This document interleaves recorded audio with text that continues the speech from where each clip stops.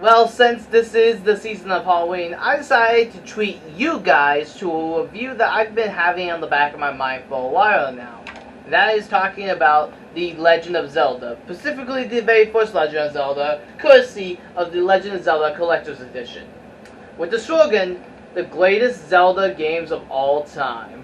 Let's see if that's true. The Legend of Zelda was the next big step for Nintendo after Super Mario Bros. But instead of it being a 2D platformer, it's a giant open world game where you can go wherever you want.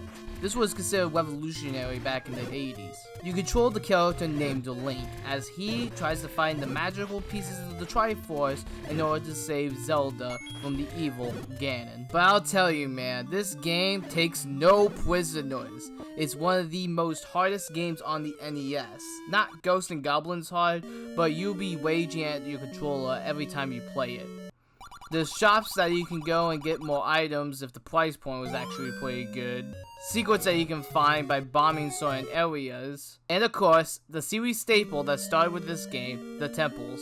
Located in Hyrule, there is 8 different temples that you have to go and beat in order to get the different pieces of the Triforce. Now you can go in any order you want, but I recommend going through this one first because it's the easiest one.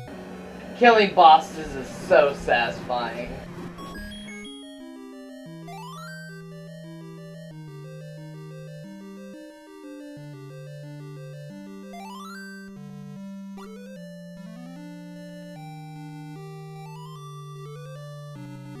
Overall, The Legend of Zelda is still a very big classic to many people, but it has aged a little bit. 1. This game is non-linear to a T. You need a map or at the very least knowledge of what you're supposed to do. Most people may call it cheating, but looking it up on the internet is the best way to kind of figure out what the heck you're doing in The Legend of Zelda. If not, you're going to spend over 2 hours listening to the same Zelda theme over and over again until you find that one bush that you need to burn. And as someone that really does like games like Kingdom Hearts, this game is just too linear for me. Now on the flip side, I do enjoy games like Minecraft, but at the same time, this game just hasn't really aged the best. I will play Ocarina of Time and any other 3D Zelda over this game.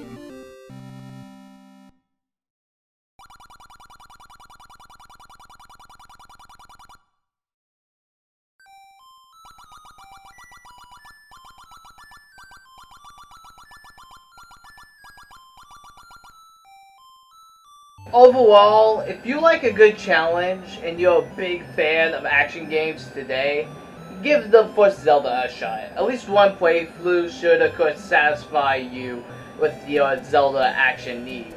Although I prefer every other game in the series, the first game is still a classic by many and still to this day one of the greatest games of all time, even if I don't particularly see it as such. But with that being said, I am the GamingTrouge. Have yourselves a fantastic night, and as always, have a happy Halloween.